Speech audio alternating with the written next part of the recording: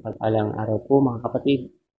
Muli ko po kayong inanyayaan na panoorin po ang video na ito sapagkat ang mensahe at aral po ng video na ito ay may kakaibang kaalaman na dapat po ninyong matuklasan kung bakit nangyayari ang mga bagay na hindi ka nais-nais sa mundo ito. At ang video po nito ay makatotohanan at dito po baka sakali na mabago po ang inyong pananaw sa buhay at makasumpo po kayo ng katotohanan at kaliwanagan sa inyong mga diwa. Tara mga kapatid, atin na pong panoorin.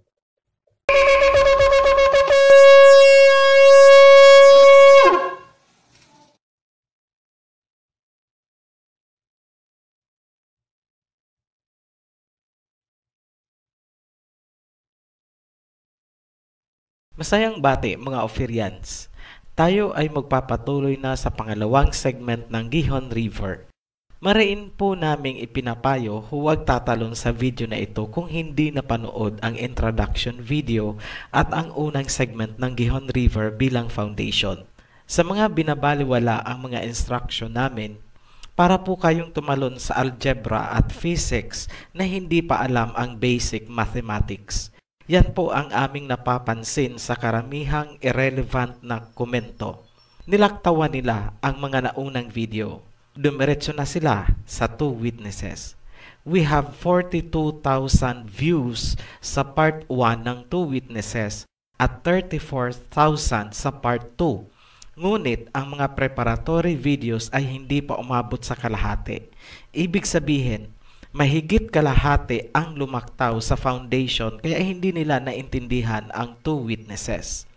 Sa Rivers of Genesis series, kapag nilaktawan din ang basic or introduction video, wala nang saysay ang mga susunod na video. Nasa description po ang mga links na dapat ay napanood na bago dumiretso sa segment na ito. Ang part 1 ay Introduction to Rivers of Genesis. Ang part 2A naman ang first segment ng Gihon River.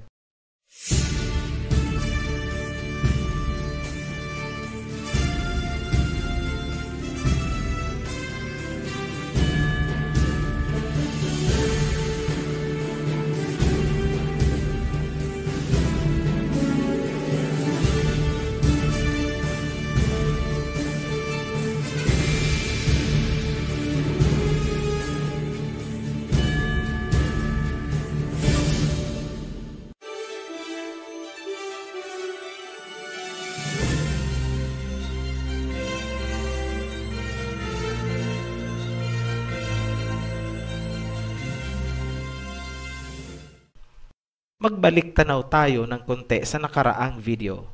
May 3 pangyayari sa Biblia kung saan nababanggit ang gihon. Una ay sa Genesis kung saan ito ay sinasabing nasa land of Cush. Pangalawa ay sa Jubilees chapter 8 kung saan sinasabi na ang southern waters ng Gihon at ang territorial boundary ni Shem ay magtatagpo bago lumiko ang boundary papuntang silangan tungo sa Garden of Eden. Ang pangatlo ay ang may kaugnayan kay King Solomon na nasusulat naman sa 1 Kings at sa Chronicles. Kung ating natatandaan, ang Gihon Spring ng Israel na tinatawag ngayong Fountain of the Virgin ay binabaliwala ng mga Bible scholars. Kanilang sinasabi na hindi daw ito ang Gihon na nakasulat sa Genesis dahil ito daw ay isa lamang maliit na spring at hindi river. Sa ating pagsasaliksik, gamit bilang patnubay ang salita ni Propeta Isaiah, napag-alaman natin ang isang river system ay may 3 bahagi o parte. Ang una ay ang source o pinagkukunan ng tubig, pangalawa ay ang mga channel networks o mga lagusan ng tubig, at pangatlo ay ang mga exit o drainage ng tubig. Baon ang kaalamang yan, hinanap natin ang gihon ayon sa paglalarawan na binigay ng Biblia. Ang river system ay binubuo ng mga fountains or geysers, valleys or depressions, at pools, ponds, or lakes, kaya ito ay tinawag na gihon. Ayon sa Genesis, ang gihon ay matatagpuan sa land of Cush na nasa Africa. Sinasakop nito ang Ethiopia, Eritrea at mga katabing bansa sa South Africa. Sa mga lugar ding ito natin matatagpuan ang mga kamangha-manghang mga geological formations na hindi maitatanggi na katangian ng Gihon River System. Ang mga fountains at pools ay matatagpuan sa mga valleys ng Ethiopia, Kenya at Eritrea na umaabot sa maraming karatig bansa hanggang sa dulo ng Africa. Historically, ang mga lugar na ito ay itinuturing na Land of Kush. Lahat yan ay naipakita na natin sa nakaraang video. Dahil sa pagkakaparehong pabulwak-bulwak na paglabas ng tubig at dahil pareho silang matatagpuan sa isang valley, ating naitanong, may posibilidad ba na ang gihon ng Israel at gihon ng Africa ay may koneksyon sa isa't isa? Para maintindihan natin ang kasagutan galing sa impormasyon ni Prophet Ezekiel, kailangan nating balikan ang lokasyon ng Gihon Spring.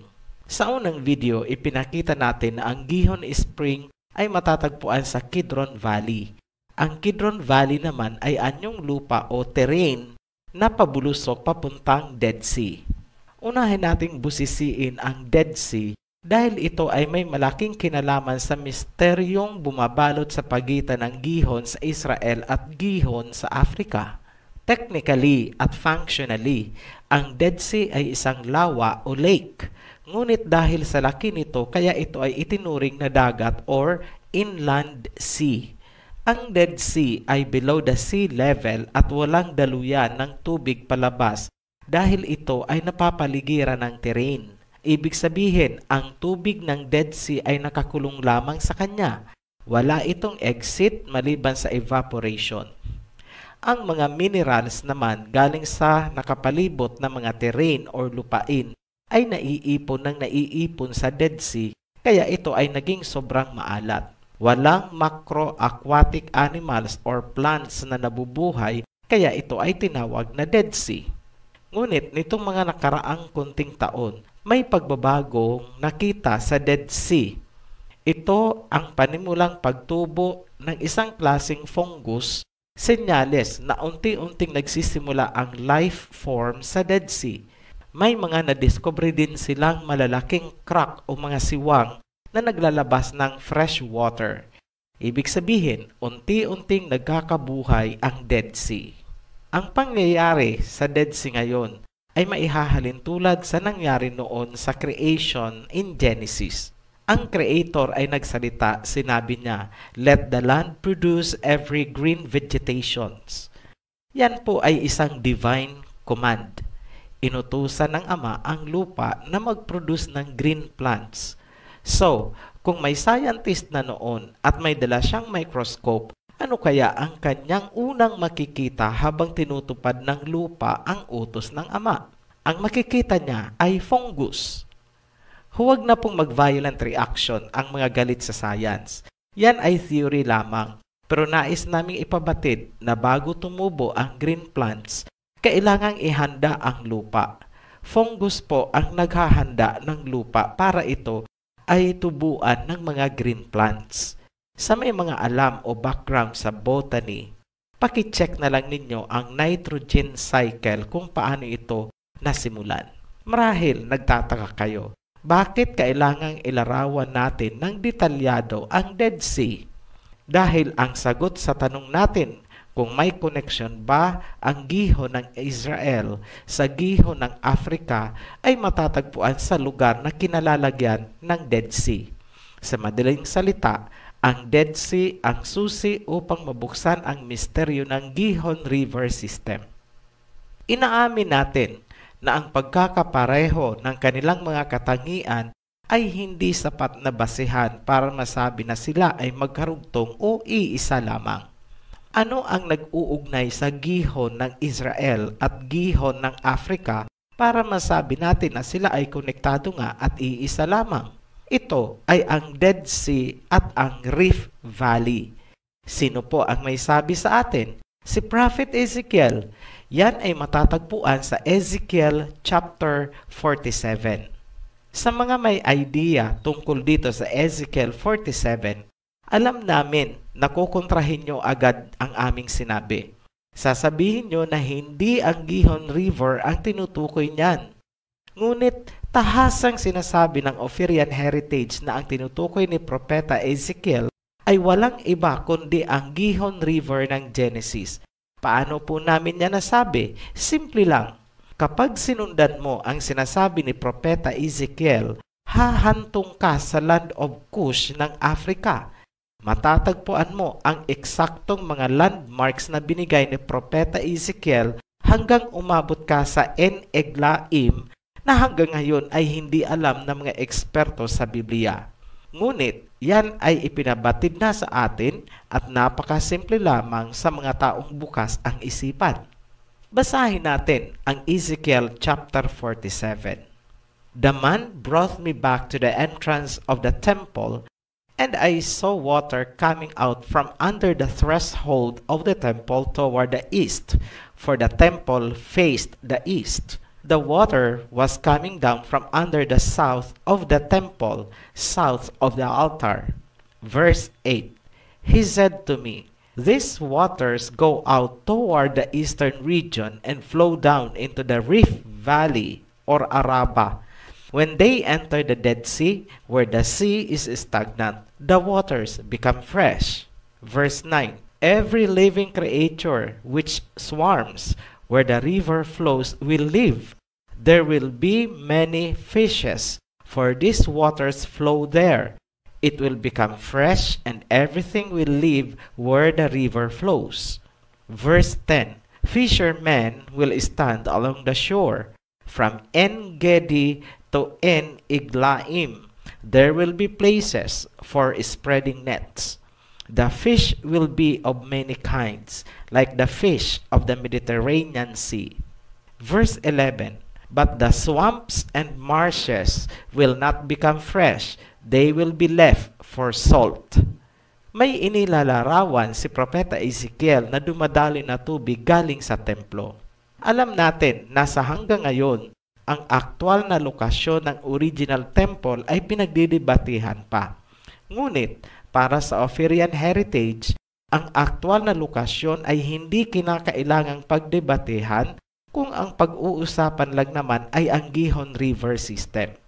Ito ay dahil ang mismong Old City of Jerusalem ay nasasakop ng subterranean network ng Gihon. Yan ay kapansin-pansin kung titingnan natin ang lawak na sinasakop ng Rift Valley na tinutukoy ni Propeta Ezekiel.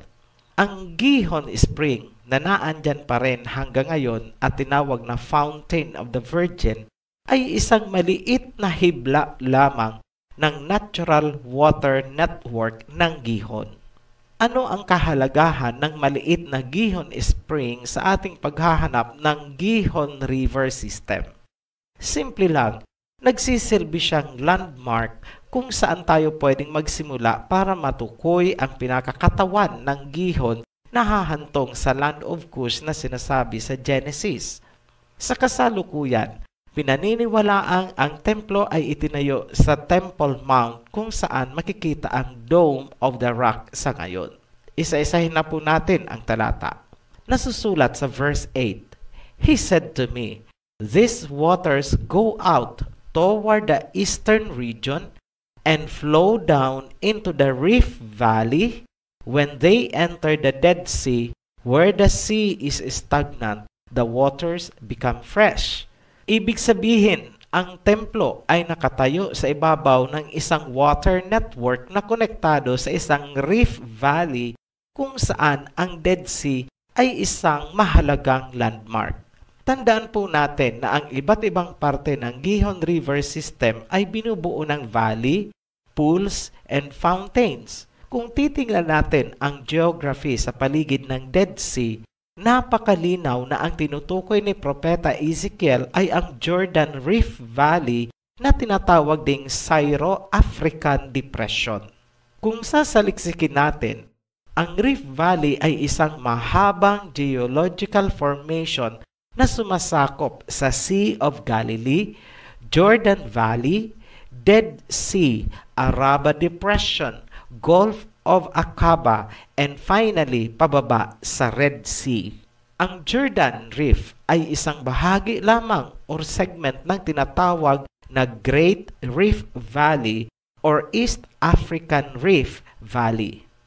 Sa larawan po, pinapakita natin ang Dead Sea para po may idea kayo kung ano ang itsura niya. Malamang, sa bahaging ito pa lamang, nagliliwanag na sa inyo ang koneksyon ng Gihon Spring sa mas malaking Gihon River System na umaabot hanggang Africa. Mamaya na natin itutuloy ang sa Africa. Bumalik muna tayo sa Israel para sa iba pang detalye. Alamin natin kung ano-anong geological structures ang nakapaligid o nakalinya sa Rift Valley na tatawagin na natin ngayon na Gihon River System. May mga watershed o pinagkukunang tubig na bumubuhos sa Jordan Rift Valley. Sa silangang bahagi ay ang Golan Heights at sa hilagang bahagi o north ay ang Mount Hermon. Ang Golan Heights ay isang plateau na may average na taas na 1,000 meters ayon sa Wikipedia. Tumatagas mula sa loob ng Rocky Mountain na ito ang tubig gaya ng nakikita nyo ngayon sa larawan. Yan po ay isang aktwal na larawan galing sa Golan Heights. Ang Mount Hermon naman ay mas mataas na bundok kung saan ang tuktok nito ay may mga snow. Sa larawan po na inyong nakikita, yan po ang Mount Hermon. Ang larawan po na yan ay aktwal nakuha sa Mount Hermon. Yan ay ilan lamang na pagpapatunay na ang bundok ng Mount Hermon at Golan Heights ay bahagi ng Gihon River System. Balikan po natin ngayon si Prophet Ezekiel. Verse 9, every living creature which swarms where the river flows will live. There will be many fishes, for these waters flow there. It will become fresh, and everything will live where the river flows. Verse 10, fishermen will stand along the shore. From En-Gedi to En-Eglaim, there will be places for spreading nets. The fish will be of many kinds, like the fish of the Mediterranean Sea. Ang salitang En-Gedi or Ein-Gedi ay nangangahulugang Spring of the Kid. Ito ay matatagpuan sa kanlurang bahagi ng Dead Sea malapit sa Masada at Qumran Cave. Isa itong popular na nature site ng Israel kung saan matatagpuan ang David Falls na nanggagaling sa gilid ng Dead Sea. Tungkol naman sa En-Eglaim, walang makatukoy kung saan ang lugar na ito. Walang ganong lugar sa Israel. Ibig sabihin, kung wala talagang lugar sa Israel na literal o simbolikong tumutugma sa salitang En-Eglaim, mas malamang na ang lugar na yan ay wala nga sa Israel. Ganun lang po kasimple ang ating analysis. Simulan natin ang paghahanap mula mismo sa kahulugan ng salitang En-Eglaim para malaman natin ang tinutukoy ni Propeta Ezekiel. Makikita niyo po sa screen galing sa Hitchcock's Bible Names Dictionary, ang En-Eglaim ay nangangahulugan ng eye or fountains of cubs. Isa pang reference ay matatagpuan sa Strong's Hebrew. Ang word origin ng En-Eglaim ay ayin and eagle. Definition, spring of two cubs, a place on the Dead Sea. Ang mas relevant na lumalabas na kahulugan ngayon kung pagsasamahin natin ang dalawa ay spring, fountain, at eye, mata.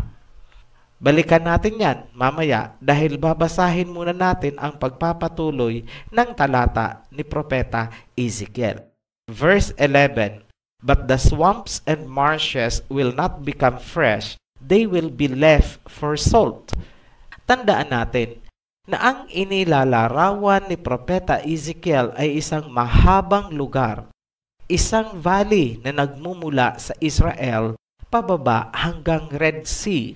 Nasa labas na siya ngayon ng Israel at kanya lamang sinabi na mula En-Gedi ng Israel hanggang En-Eglaim ay para ibigay ang kanyang direksyon. Nasa ibaba na siya ngayon ng Great Rift Valley sa bahagi ng Africa. Dito natin hahanapin ang mata at ang two ponds or springs na tinatawag na En-Eglaim ni Propeta Ezekiel.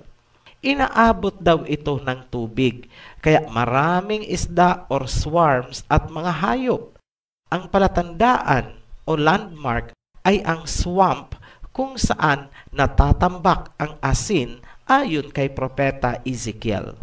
Bago natin ipakita ang satellite image ng inilalarawan ni Propeta Ezekiel, pakiusap sa mga may kalikutan ang imagination. Huwag pong gagawan ng kung ano-anong istorya itong bagong kaalaman na inilalabas ng Ophirian Heritage. Alam namin na Ophirian Heritage ang kauna-unahang maglalabas nito dahil wala po kayong matatagpuan na anumang impormasyon na gaya ng aming sinasabi. Tingnan mabuti ang larawan na aming pinapakita sa screen. Yan po ay isang satellite image kung saan kitang-kita natin kung ano ang inilalarawan ni Propeta Ezekiel. Pansinin ang kabuuan ng Africa, yung hugis ng kanyang landmass.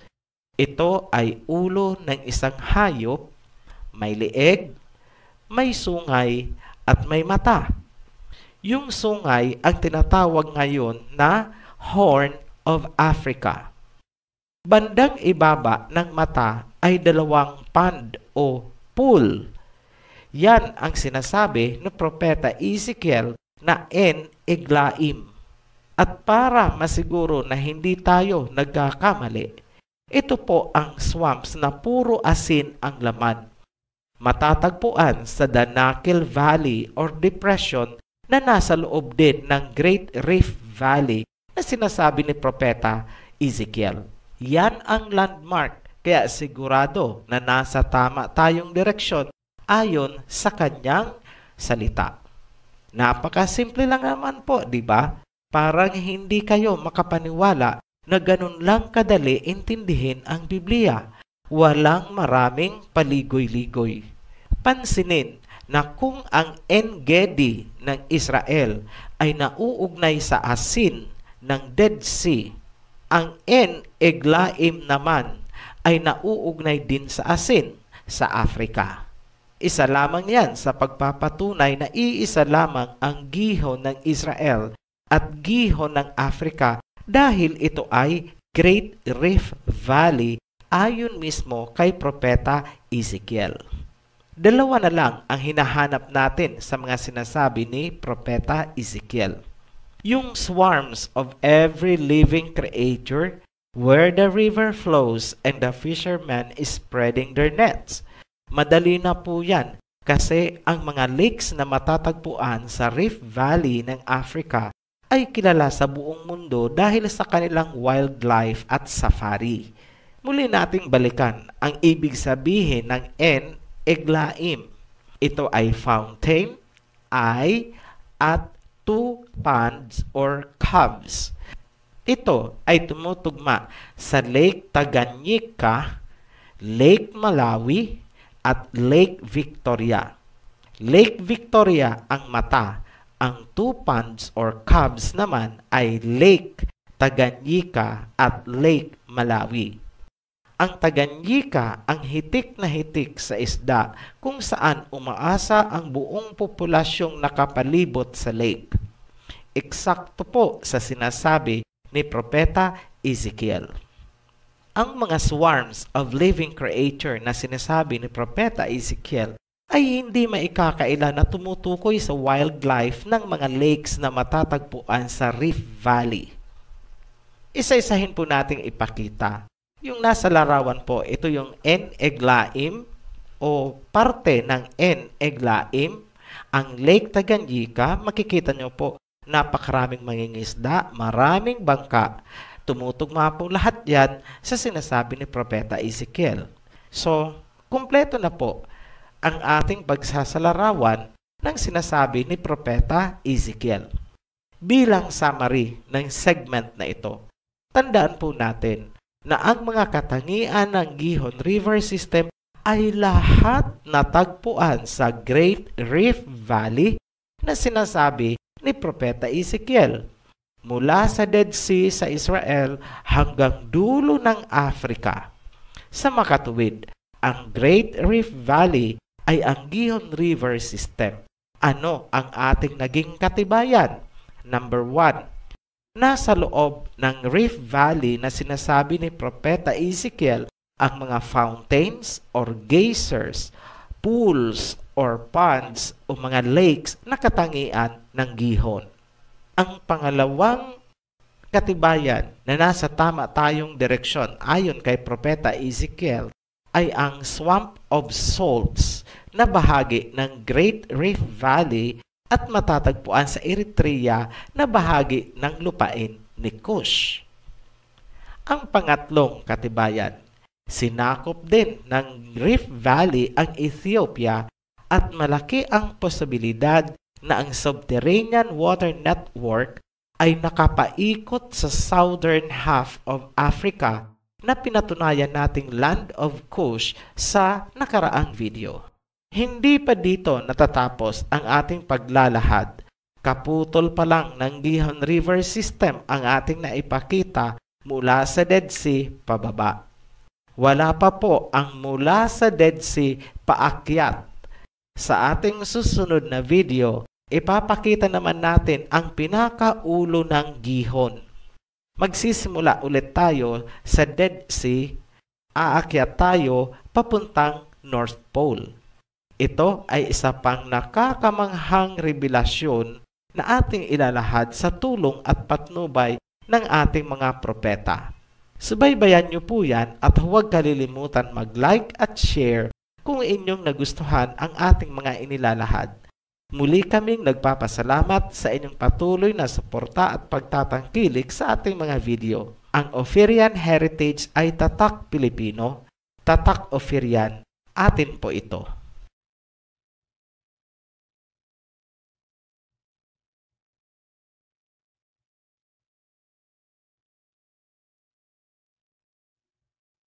Mga kapatid, kung niyo pong napanood ang kabuuan ng video na ito at kung niyo pong nagustuhan ang mensahe at aral, paki-like, subscribe, and share po. Marami pong salamat. Be blessed. Shalom.